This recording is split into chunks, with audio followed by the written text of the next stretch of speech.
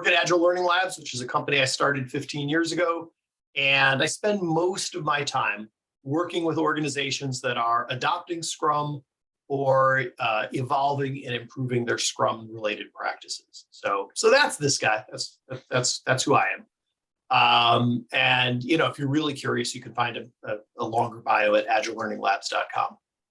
So tonight, we are going to be playing the Agile Portfolio Game. This is going to be kind of fun. And so let's see, do I want to get you into, I think I'm going to start with the backstory. Let's see here. Actually, no, first I'm going to get you into teams. So here's what I'm going to do. I am going to form some teams that are in the breakout rooms, and I'm going to send you to your breakout room just momentarily. It's going to be like a minute and a half. And I'm going to drop, right now, I'm going to drop links to some documents in the chat. Don't do anything with them quite yet. But you'll notice that they just say Team 1, Team 2, Team 3. When you land in your breakout room, look at the top of the Zoom window, see which breakout room you're in. Is it 1, 2, 3, 4, what have you? And then everybody in your room, just check in. Hey, I think we're in room 2. Everybody goes, yeah, we're in room 2. Then click on the link in the chat for Team 2, right? If you're in room 2, you're on Team 2. And just open up that document. There's really nothing to do with it yet. I just would like you to have it open. And then when we come back, I'm going to kind of tell you the backstory of this game and then give you a little tour of the document. Does that sound good? Any questions before I send you off to your breakout room to discover what room you're in? All right. I will see you back in just a minute and a half. All right, welcome back, everybody. Looking in on the different documents, it looks like each of them have people in there. Team 2, it looks like there's only a couple of people in your team's document. So if you were in breakout room 2, look in the chat and click on the link that says Team 2 so that you've got your team's document open. So now I'm going to, let's see, I'm going to tell you the backstory about the situation that this game is set in, and then I'm going to give you a little tour of that document. So don't worry too much about the document quite yet. I just wanted to make sure you were in there. So here's the backstory. Our simulated company has been struggling for the past few years. Products have been delivered late, customers are unhappy, and we've lost some of our best employees. Things have been, not so great. In an attempt to remedy the situation, our CEO has decided that the development organization should adopt Scrum. Apparently, the CEO went to a Scrum gathering and came back convinced that this was the silver bullet that would cure all of our ills. We've been at it for about 6 months, and the development teams seem happier. But the people doing our program and portfolio management have all just quit in disgust, claiming that all this Scrum stuff ruined all of their careful planning work, and no one's paying attention to their Gantt charts anymore. And so, as you can imagine, this is a problem for our company, losing all our program and portfolio people all at once. It was just a mass exodus. And so you have been brought in to take over the program and portfolio management for our development organization. So this is the situation you find yourself in. You're being dropped in to an organization with multiple teams, multiple product lines. There's work already in flight. There's, plans in place and all of this, and you have to pick it up and run with it. So that's the scenario. And now let me give you a little tour of the game board for the game that we're going to be playing. So for this, I am going to share my screen. Let's see here. I'm going to move this over here, and I'm going to share. Yep. There we go. And then I got to move you all out from in front of what I'm sharing, because that's where Zoom puts you, right on top of what I'm sharing. Mm-hmm. There we go. All right, so this is the game board for the simulation. One thing that I'm going to ask you all to do, because it just makes the game, it just works better, is we want to turn off this formula bar. And so the way you do that is you go up to View, and where it says Show, just uncheck formula bar, and the formula bar disappears. And so that kind of gets the game board in a state that will serve you well as we go through the game. So let me give you a little bit of a tour. The workflow for the game is in this document, and I'm gonna share a link to this document in the chat with all of you, so that as you're playing the game, you'll have kind of the game mechanics available to you. This is just a reference sheet. The instructions or the game mechanics are also built into the game board. So you'll notice that up here it says step 1, increment the quarter counter. Talk about that in a moment. And then step 2, apply teams to initiatives. Step 3, make progress on initiatives. And step 4, score completed initiatives. And that's it. That's how the game works. You're just going to do that over and over again. We are going to simulate 2 years, so 8 quarters of product development going on at our company. So now our company has 3 divisions. We have the cities division, and over here we have the list of initiatives that are queued up for the cities division teams to work on. So that's what's going on below there. We have the cars division, and here are the initiatives that the cars division is planning to work on. And then finally, we have the fruit and nut division and the things that they are going to work on. Now, don't get too wrapped up in the names. They're arbitrary, just so that we can talk about, cars or cities or fruit and nut. There's no more meaning beyond just being a label that works to uniquely identify things. Up here at the top, the game automatically keeps score for you. And ultimately, your goal is to generate as much revenue as possible over the course of the 2 years of the simulation. Let's see. So most of the initiatives that you could have almost forgot. Over here, this section of the game board is the teams. So each division has 2 teams that do work. So we have Cities 1 and Cities 2. Those are the 2 teams for the Cities division. Similarly, the Cars division has Team 1 and Team 2, and the Fruits and Nuts division has 2 teams as well. This column right here is indicating, what can these teams work on? And as we start the game, well, cities teams only know how to work on cities initiatives. Cars teams only know how to work on cars initiatives. And fruit and nut teams only know how to work on fruit and nut initiatives. You could change that. So, so up here, these are all initiatives you could have the team work on. Each initiative indicates what division it is. The name of the initiative, again, it's arbitrary but unique. A projected revenue number. This is based on all of our market research, how much revenue we think this initiative will generate once it is completed. There is an actual revenue number that is hidden. And we'll talk about when in the game do you unhide that and find out what the actual revenue is, right? Because in the real world, right, things don't always go according to our projections, right? Sometimes the market's not as excited about our product as we were projecting. Sometimes it's more excited. There's an entry for how much work is remaining. And the number represents essentially just units of work. Each quarter, a team can do 1 unit of work. So for example, this Shanghai initiative, it would take a single team 5 quarters to complete it. And then there's a handy calculation here, ROI, which is simply taking the projected revenue and dividing it by how much work to give you a sense of, which initiatives are going to produce a higher ROI, which are going to give you more value for the effort that you put in.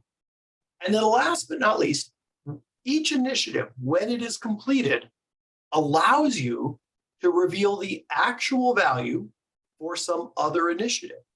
Because one of the things that happens when we release product into the market is we get market feedback that will give us further information about like, oh, what do our customers really want, right? Which features do they actually use? Which of our product lines do they buy more of? That sort of thing. So in this case, when you finish the Shanghai initiative, you get to go find the Beijing initiative, and you can actually reveal the actual revenue even before you start work on it. That turns out to be handy, right? So that's how an initiative works. And there's lots of initiatives that you could choose to have your teams work on, so many initiatives. And then down here, we have some special ones. So the first set is flexibility initiatives. Remember I said that a cities team can only work on cities initiatives? Well, you could invest in cross-training them so they could also work on cars. It'll take you 1 unit of work to do that, and it's not going to give you any revenue while they're doing that work. Similarly, you could cross-train them to work on fruits and nuts. So each of the teams could be cross-trained to work on other things, but basically the team has to sit out for 1 quarter while they're getting cross-trained.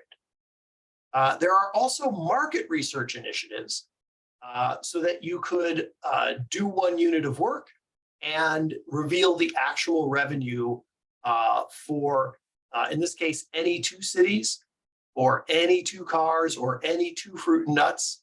And then down here, there's an option for 1 unit of work, you only get to reveal 1 city or 1 car or 1 fruit. This one actually lets you do 2 fruits and nuts. So these are ways you could like make an investment of 1 quarter and get the market research to know more about some of the expensive initiatives. So wow, so many choices of what to have your teams work on. Oh my goodness. So let me walk you through the beginning of the game. So nothing for you to do here yet. You're just going to watch me play the game. All right, step 1. Increment the quarter counter. So this quarter counter tells us what quarter in our simulated calendar we're in. We're going to do 8 quarters worth of work. So the first thing you do in any round is come up here and just increment that. So I'm going to say, okay, now we're starting quarter number 1.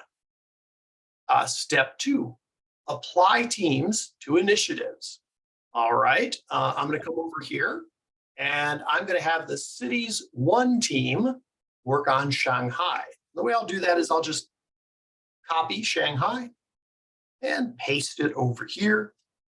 And I'm going to have the cities 2 team work on Boston. So again, I'll come over here to Boston, copy that name and paste it here. You could also just type the name. That would be fine too.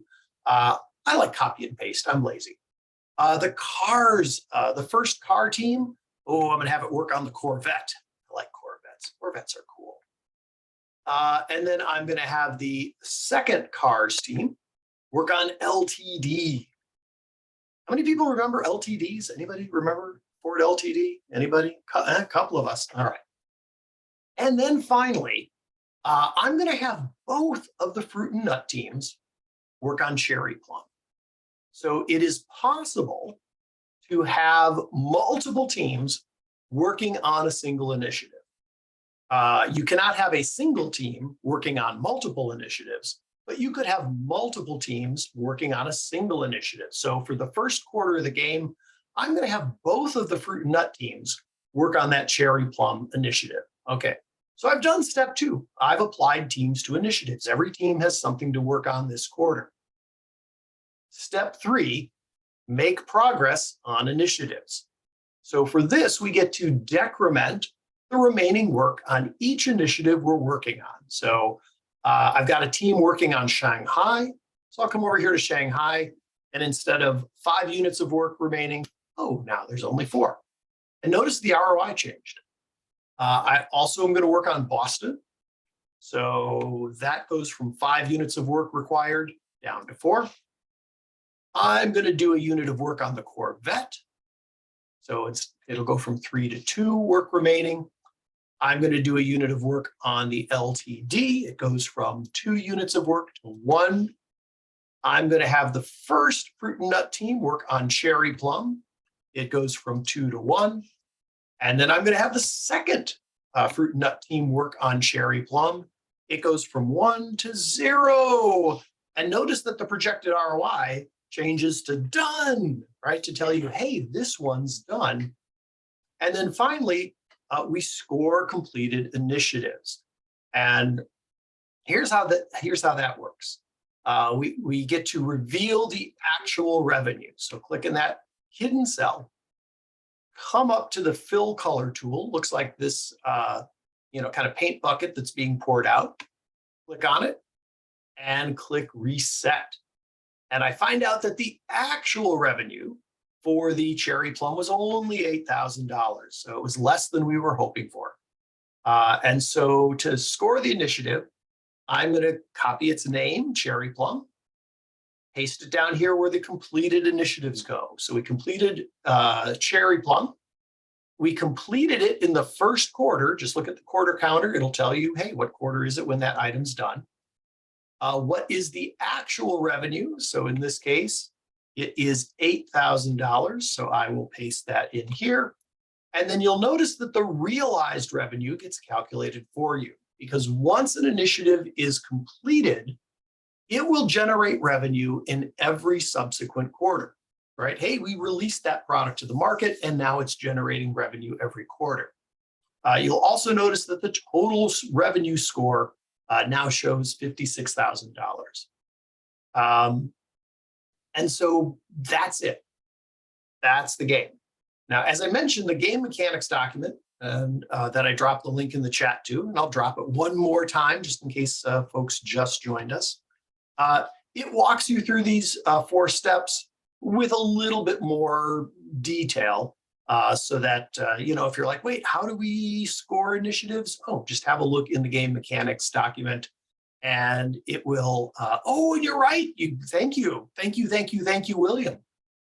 Notice that, yes, that the cherry plum, when it's completed, reveals Chilean guava. So I get to come down here to Chilean guava, go up to the fill color tool and reset. Oh, and I find that it's only $2,000. Oh, wow.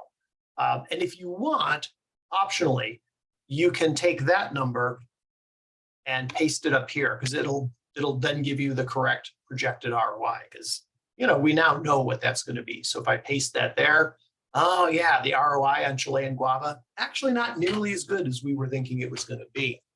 Now, that's really handy because in the next quarter, you could choose to have the cities or the fruit and nut team work on something else instead, right? So these initiatives are currently in the order that the previous program and portfolio management group ordered them. But now that you've taken over, you can have your teams work on whatever you want. Excellent. Thank you, William. Thank you.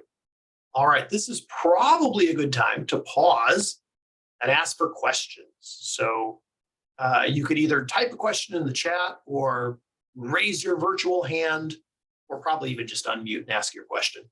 Any of those are probably good. Just checking one rule. So it says stop when the counter gets to 8. Do you do that 8th quarter or do you stop when you go from 7 to 8? You do the 8th quarter and then you stop. Okay, cool. So yes, increment to 8, but do not increment to 9. Greg.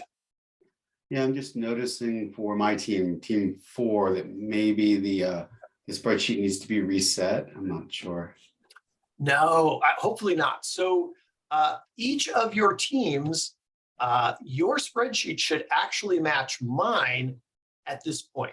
Oh, okay. So I demonstrated the first quarter of the simulation, and you all actually pick up from where I'm leaving off. I'm actually kind of demoing like this is the moment where the existing, portfolio management crew exited the building.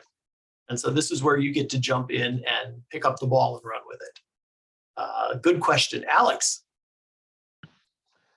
Hey, Chris, so if we want to do the flexibility initiatives, then both of the team, like hypothetically, I wanted to cross-train the cities on the cars. So then both of the cities teams are out that round?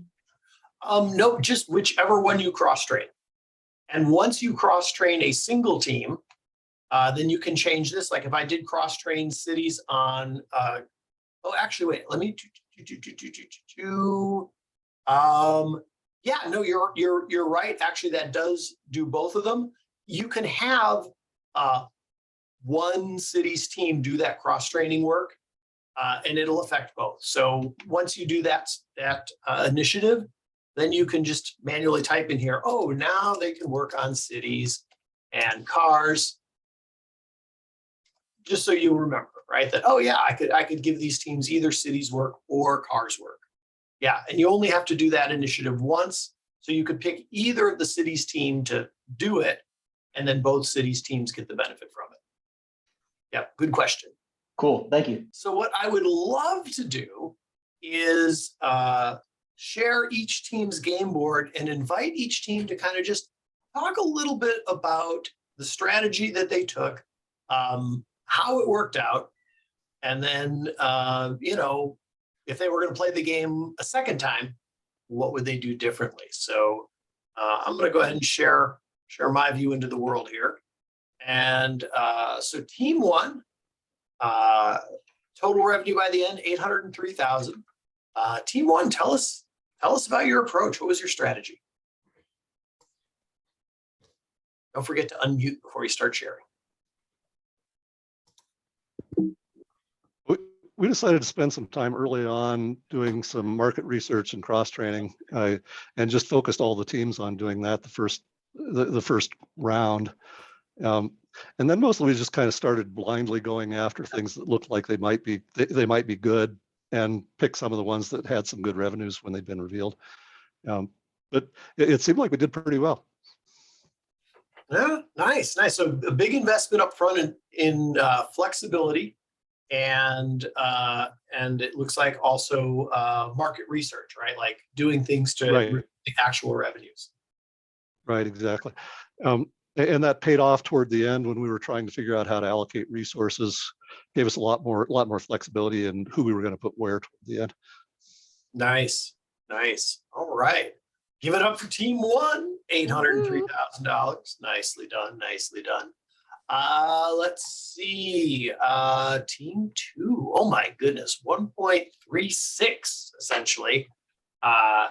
And how'd you do it, team two? What was your approach? Team two, you want me to do it? Okay, so the name of the game, we did a little market research at first. We saw those fat city stacks, and we said, let's see if he's just toying with us or if they're right. And my goodness, they were right. So in that first quarter, we did a little research. We also did a little cross-training. We got some fruit and nut done. Then we doubled down on the cross-training into cities, and it was just cities from there on paying the bankroll. So we got Delhi done there. We took a couple quarters to get it done. But once that $300,000 started rolling in, that was kind of the name of the game. And we just knocked out the other cities that we could get done until it was all over. Nice. So cross-training, swarming on the big cities, those were our strategies to win. Nicely done. Give it up, team two. Ooh, cross-training and swarming. I've heard that's supposed to be good. I went to like an Agile conference once, and they were talking about stuff like that. Yeah. All right, team three, 1.27. Right there with team two. Team three, how'd you do it? Good day. Okay. Deho. So it's similar to team two's. We saw the projected revenue of the city, so it's like, okay, we need to validate whether a 13 work investment is worth it. So we did research in quarter one, cross-trained, I think, the fruit and nuts team to do cities. So it was like a half investment, and then we went and then we did the cars in the next quarter in cities. And so everyone was swarming on Delhi, and then we did some more research on Chicago, went after Chicago, and then just filled in the gaps with like nuts and cars in between. We never cross-trained anyone into fruits and nuts or cars, though. I think we really thought that the reveals were a helpful tactic, so we tried to see how we could unlock other things without having to pay a quarter to do it. So yeah. Nicely done, team three. Nicely done. And I will call this out. Team 3 actually had maybe a little bit of an unfair advantage. They had a bit of a ringer on their team. So my friend Paula was on that team, and Paula helped design this game. So give it up for Paula. She was just playing like she didn't know what was going on. So. Yeah. She was like, okay, that sounds good. Yeah, she was just helping us out. Excellent. And then last but not least, Team 4, 1 million, 1.05, 1.06, I suppose. Team 4, how'd you do it?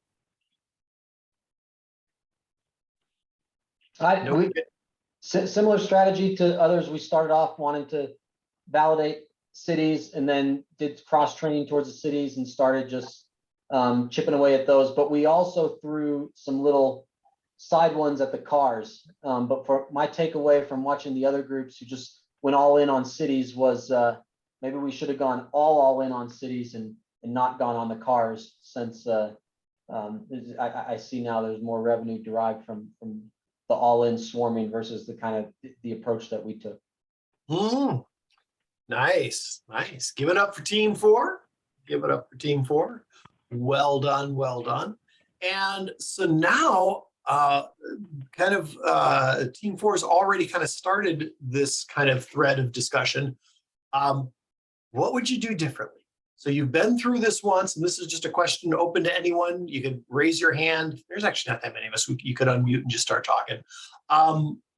With benefit of having done it once, how would you do it differently next time? I didn't realize the revenue was adding. The earlier you did it, the more revenue you would realize. And so I would have 100% gone deli like instantly to get that 300K racking up. Mm-hmm. Maybe a few more reveals. I feel like we got a little bit lucky on picking between two equal things on the ROI, and we just got the lucky one that happened to have a higher actual value than the projected value. So maybe a few more reveals early on, but I think otherwise our strategy was pretty good. Other folks, what do you think you might do differently? We wanted to add. I'm sorry. Go ahead. Sorry, Rob. I don't know if this is something we're allowed to do or not, but I know how you in the intro you started Q1 for us. But if we could start at Q0, because every quarter really made a difference, and then you could decide to go really all in on cities right off the bat without burning that first quarter. But I don't know if that would be allowed or not. Nice. I was kind of wondering if there's an element, where you have investment capital and you're having to pay salary, like added into the game. Like, do you have people willing not to get paid for a month and take a risk, or? Oh, interesting. Adding yet another one of the like real life variables in there. Interesting. Cool. What else? Anybody else have thoughts about how they would play the game differently? They got to play it a second time.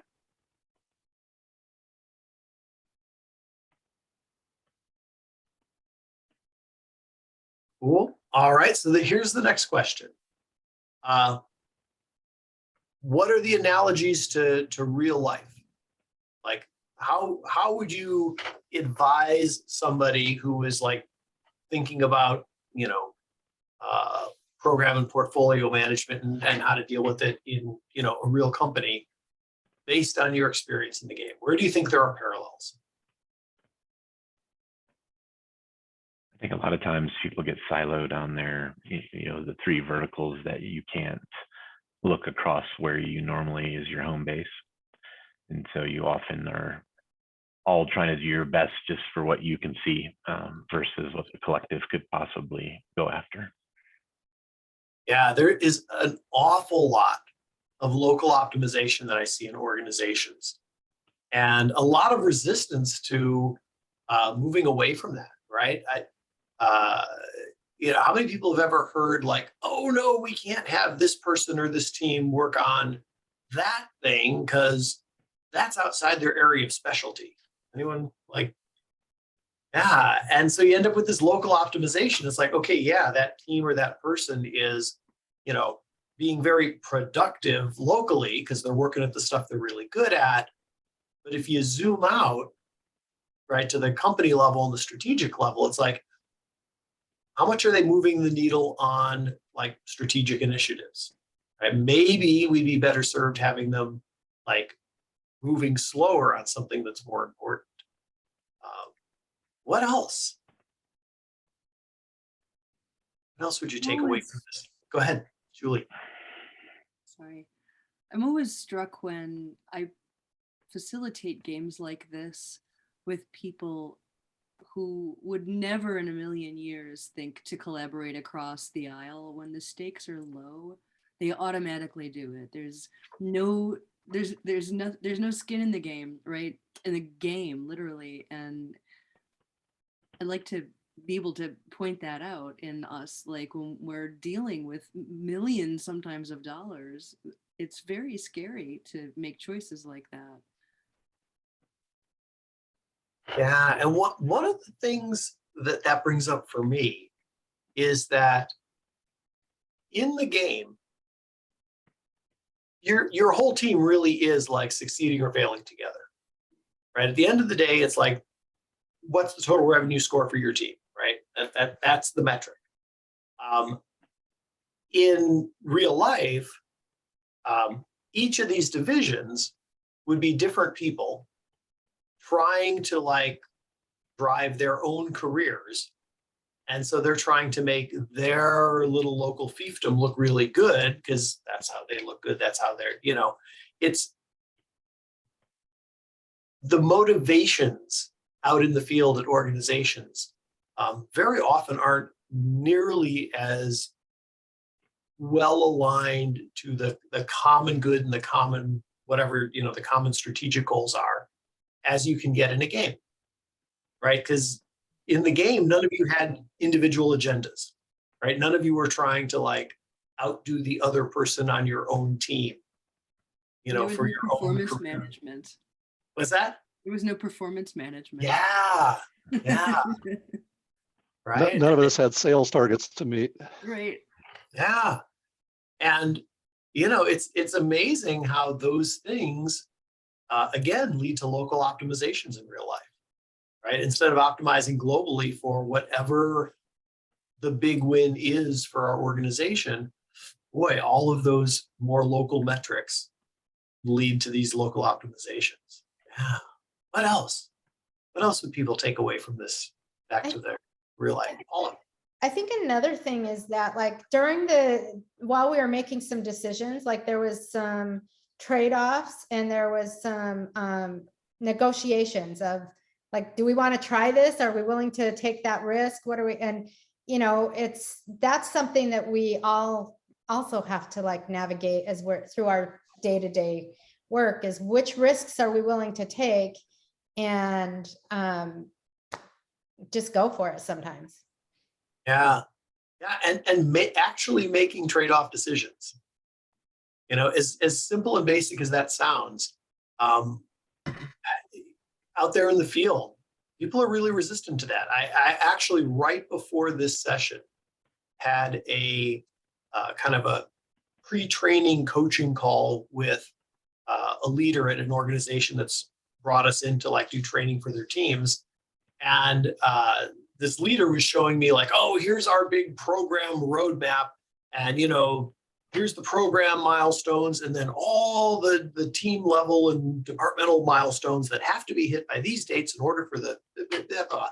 And I looked at it and he says, so in the training, I need you to help the team see how they're going to meet all these milestones. And I looked at him, I said, they're not going to.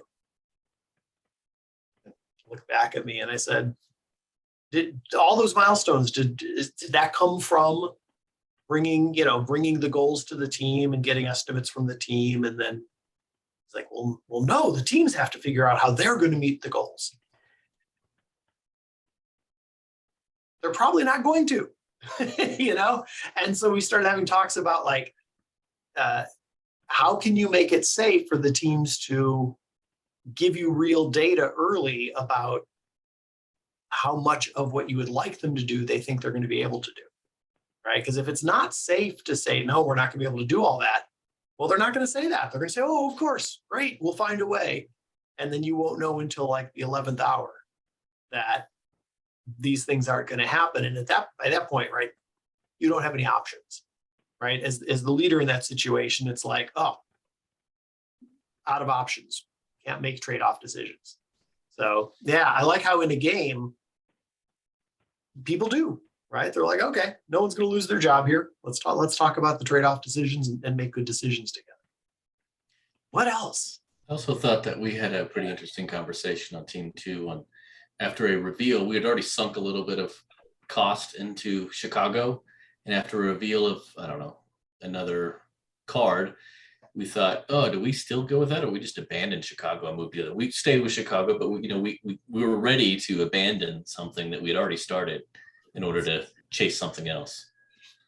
Yeah, and it's a hard decision to make in real life, but very often it can be the right decision, right? There's the sunk cost fallacy, right? This idea that, well, we've already invested something in pursuing that, so we can't walk away from it because we'd be wasting our investment. Whereas, Not just right? a business thing. We do that in relationships too. Oh my goodness. Anything. Yeah, I mean, I've heard about people doing that in relationships. Yeah.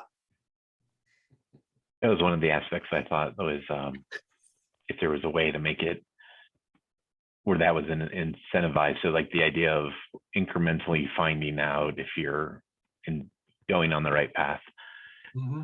Because the payout, once, it was pretty consistent once you realized, was going to go up or down with the reveal. But, that ability to get that incremental feedback in the game was something I was wanting and wasn't getting.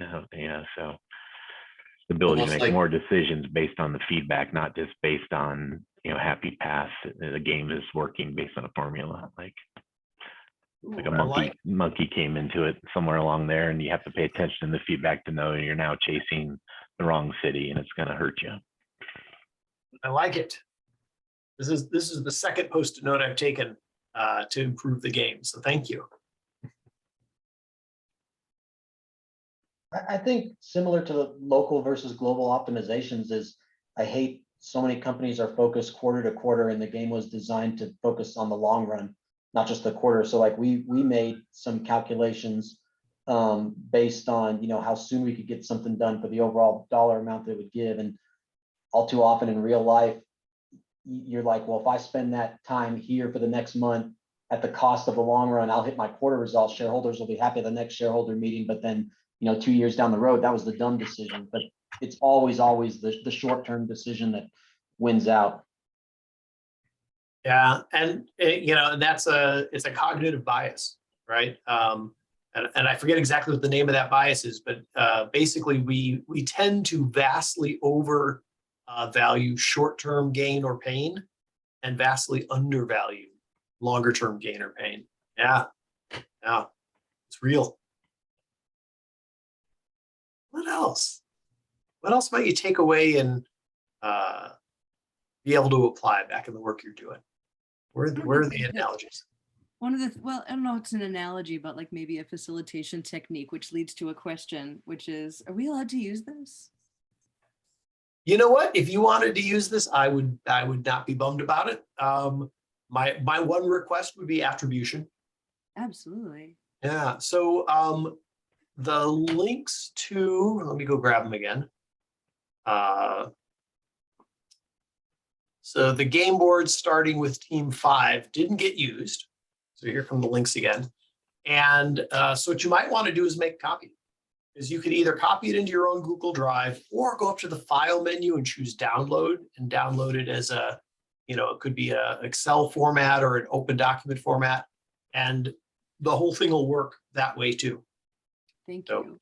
Yeah. Very much. Yeah, absolutely. So that leads to the topic of the conversation, which was if I were to facilitate this with the leadership team that I'm working with right now, and I'm like itching to do this, because it's so hard to find, I'm sure that's why you built this, right? It's so hard to find activities that are hands-on, collaborative, that get those ideas across. And I love the simplicity of like not having to roll dice to burn down work, and like it was one team does 1 unit of work. This is very helpful. So what I'd like to do is I'd like to get a whole bunch of them and break them off into different rooms, but have constraints on each room. So one is the room that can't lend across, they can't cross train. Then one is the room that, what did we say? We talked about a bunch of scenarios where their goal is to make money, and then one where the goal is just ticket count.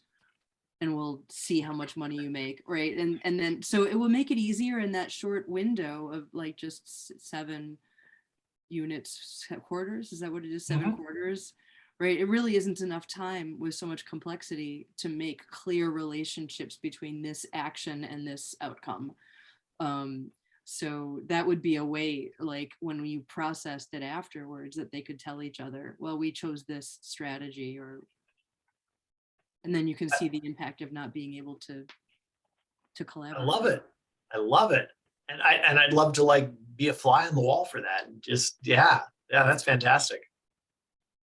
And, you know, if you want to talk about like, you know, it was going to be like a 1-hour session or something, you could probably talk me into coming out and facilitating it. If you want to run it, go do it.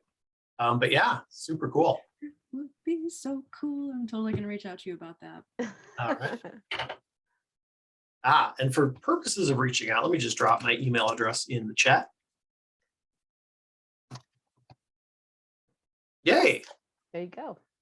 What else is on people's minds? I just want to jump in real fast before people all leave. I'm going to throw in an FAQ. Oh shoot. The FAQ, most importantly, has a bunch of stuff in it, but most importantly for your SEUs or Scrum Alliance. I want to make sure that you take advantage of that. So let me throw that in there. And Chris, I'm going to ask you to throw your email in again now. That way, right above is the FAQ, and then just so you all right, have your email in there. And while we're dropping stuff in the chat, I see people are dropping LinkedIn links. I'm going to grab mine. I dropped it earlier, but happy to connect with anyone on LinkedIn if you'd like to. And I hope you don't mind. I'd like to mention a meetup that I do on a regular basis. So Scrum professionals, and in particular, pretty much every Monday, I hold an open office hour, 3 to 4 p.m. Pacific time. And people show up. We use Lean Coffee as kind of the structure to format it. And people ask questions. Everyone who's there gets to chime in on, you know, what their thoughts are and their answers are. It's a really great group. It's free. So, you know, come on by. And also an easy way to get an SEU. Let me ask you something about that, Chris. Well, we can talk at the end about that. I'd like to elaborate a little bit more on that. So let's, for folks that are still here, any other questions or any other comments?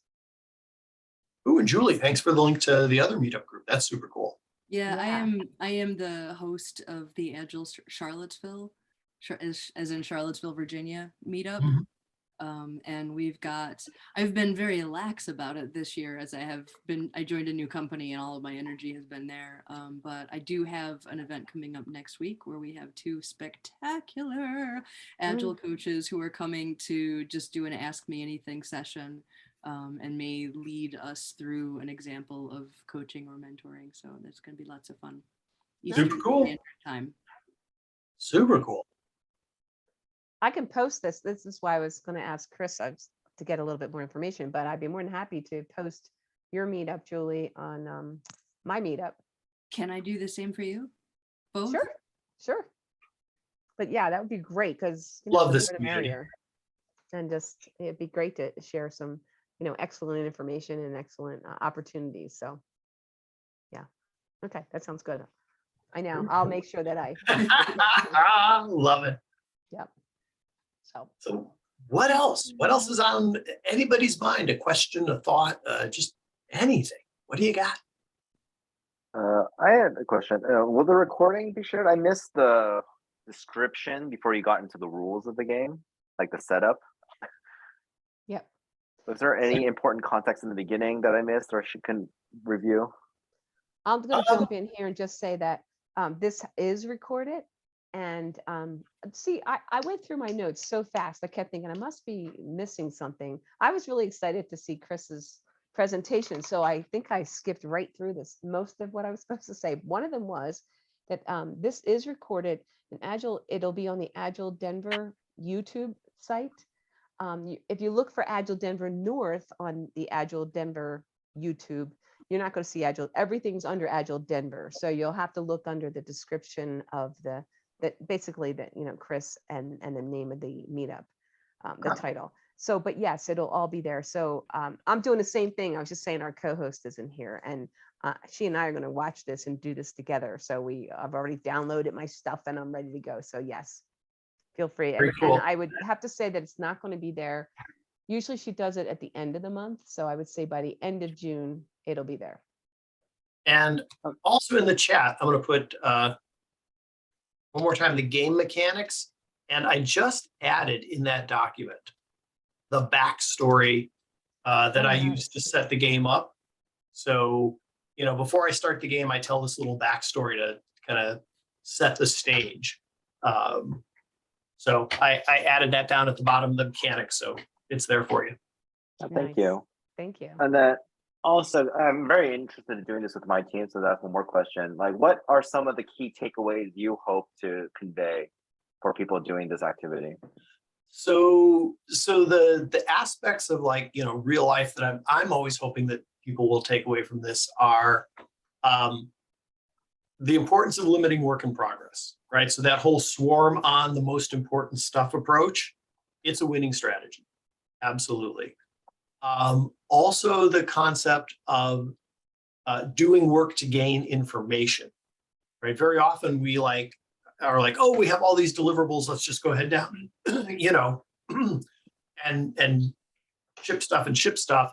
And actually investing in product discovery, gaining information so we can make better decisions about what we should build is huge, right? It's a really important thing. So that's kind of another key takeaway that I'm hoping people are gonna get to. And then, in order to enable swarming and limiting work in progress, investing in cross-training and related infrastructure to support that is so important. So those are some of the big ones. And then I will mention that this game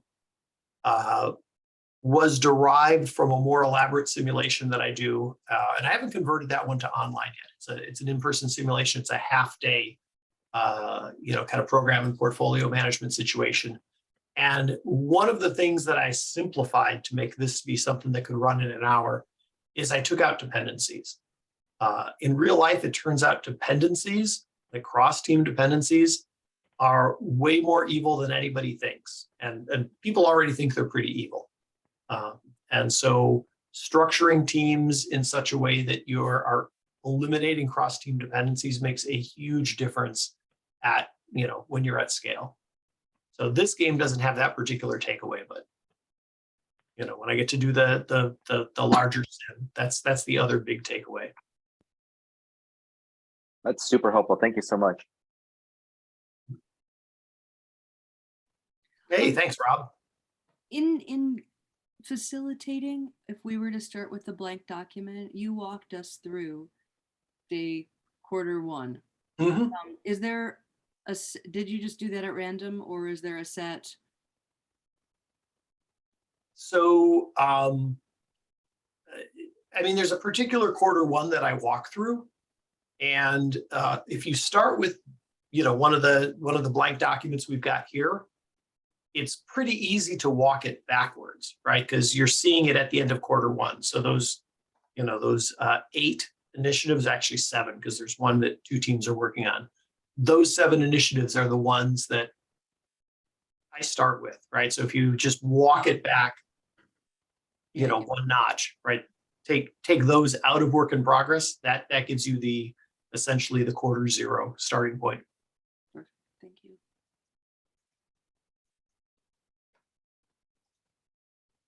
Chris, I didn't hear earlier. Where are you based out of? So my home base is the San Francisco Bay Area. Okay. And these days I'm bi-coastal. I typically do about 2 months there and 1 month in Delaware. Just kind of bounce back and forth. Looking Jealous, at learning jealous that. of the seafood on both sides. Mm. Jeff, I think you were asking something. I'm just looking at your website and I want to work with Max. Max is pretty cool. Max is our director of canine agility. Oh my God, my dog is Max, my little puppy that was like making noise a little bit ago, but that's so cute. Nice. Yeah. See, Any now other- now I have to go there and like grab the link to Max's like about page on our website, just Yes, so people know what please. we're talking about. There you go. All right, gotta go in there. I too have a boxer. Oh, it's a boxer. Okay. Yeah, so that is Betty's dog. So Betty's our operations magician. And yeah, back when we were in the office, all those photos were taken in the office. And Max was a constant presence in the office. I miss him. And I think he misses me because I would always buy him like new toys. Because he could destroy a toy in a day, easy. Moments. Nice. This was really great, Chris. I appreciate this. I appreciate the game and how simplified it is. Oh, thank you. Thank you. This has been fun hanging out with you all. So yeah, I hope it was a good use of your time. Hope you had a good time.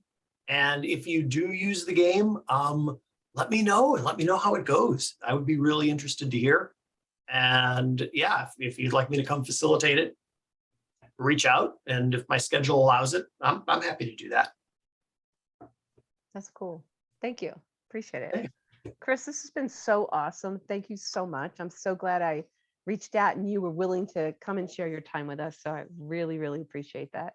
My pleasure. Absolutely. I probably will reach out to you again.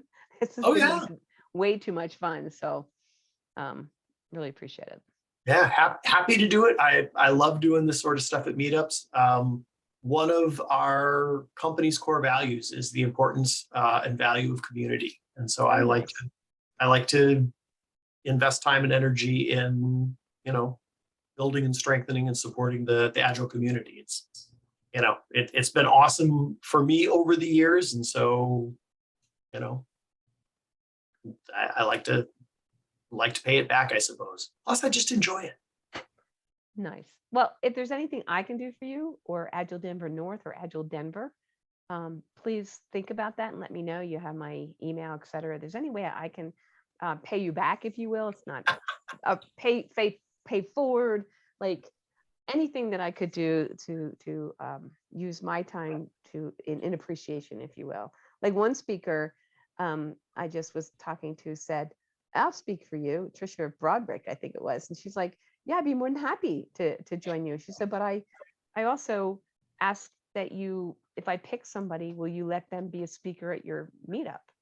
And me, I'm like, absolutely, because we're trying to get people that want to speak. If you want to, this is a good community. Like you can see, this is a friendly community. And I'm like, absolutely, that'd be so. If you can think of anything that I can do to pay it forward, anything I could do, I'd be more than happy to help you, or Awesome. to assist in anything that interests you.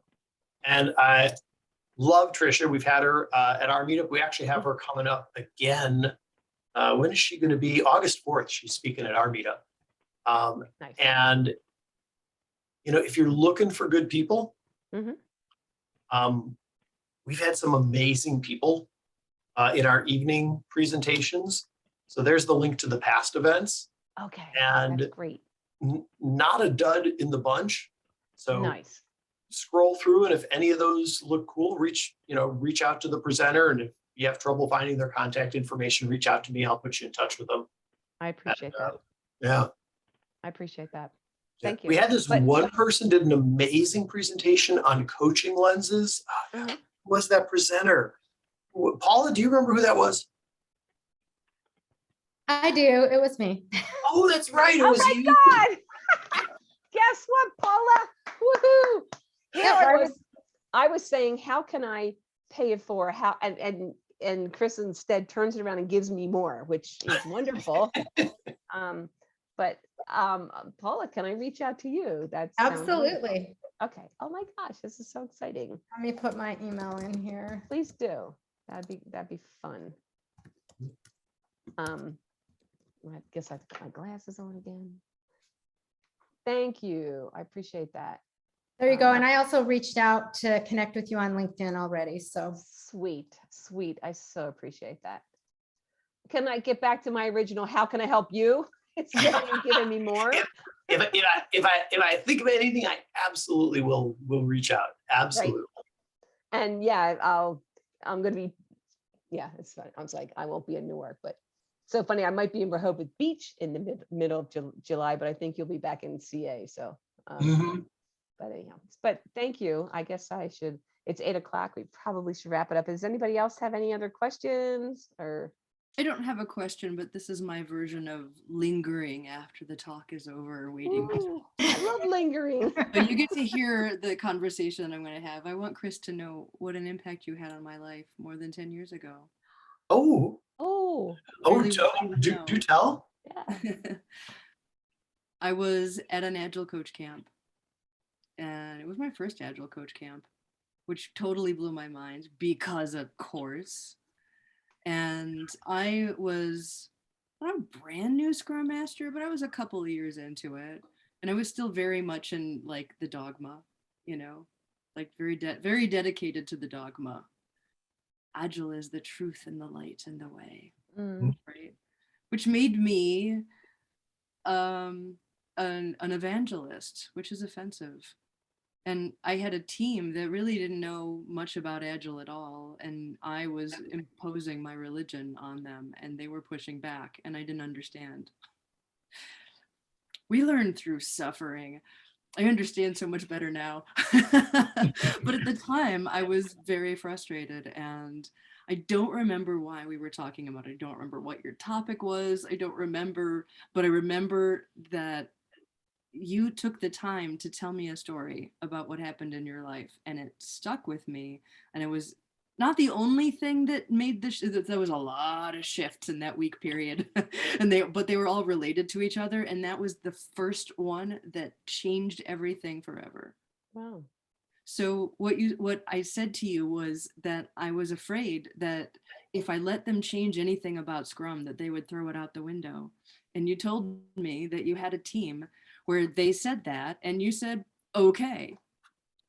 And they threw it all out the window. And little by little, they built Scrum back from the ground, back into its own practice, because that's what they wanted, because they had their fingerprints on the change, because they understood why and what it meant for them. And it wasn't someone else telling these smart, intelligent people what they should do instead. Right. And so like, I wasn't quite ready for that message. It seemed like wisdom, but I was like, wow, this is scary, right? I could lose my job if I'm not making them do Scrum well. The whole rest of the conference, the whole message for me was new messaging for me, but not since, but transformative, was invitation over imposition. Was so much the theme of that and that big conference that followed. So much the theme for me and how much I learned from that. And somebody else at that conference said to me, people are not resistant to change. That's a myth. And I said, really? And he said, they're resistant to being changed. They're resistant to coercion, right? And then the next layer came in. And I realized that I was doing what I said, that I was imposing my religion on these people and how offensive that was. And of course they're pissed. So while I was at the conference, I sent them an email invitation to a meeting called Optional, how Julie screwed up and why she's so excited about it. They all came to the optional meeting. And I apologized. I just did a failure bow. And I was like, I didn't realize I was doing that to you. So tell me, what is the biggest pain point that you have? And they said, refinement. Refinement sucks. We hate it. And I said, why? And they said, well, it's a very complicated system. We have all these people that don't know what we're talking about in the team. We're not supposed to be business analysts anymore because that's not a role on a Scrum team, but really that's what we do. And we want to be valued. They didn't say these exact words, but they want to be valued for what they do well, right? And they want to do the thing they do. They wanted to go upstream of the refinement meeting and do some pre-finement or some three amigos or whatever they were going to call it, right? They made it up though. Their solution to sucky refinement was to do more refinement, but to do it on their own terms. And it was the turning point in my career that took me from being a Scrum Master to being the Agile coach and, you know, in the community and everything that I am now, was really the seed that you planted. And I think it's so important for us because we don't see those trees grow. We walk around planting seeds everywhere we go, and they might sprout and they might not. We don't know if it was us. I'm telling you that part of this was you. So thank you. Oh my goodness. You just made my night, quite possibly my whole week. Thank you. Oh, it is. Wow. Thank you for that. I'm revising my answer to the ice-breaking question. I was not there for it. What was the greatest so the gift? iceberg, your question was like, what's the favorite gift anyone ever gave you? Mhm. You telling me that story tonight, that beats the gift that I shared. Nice. Thank you. That giving me that is a beautiful gift. Thank you. Good night. Mhm. See ya. Thank you. Thank you. Mhm.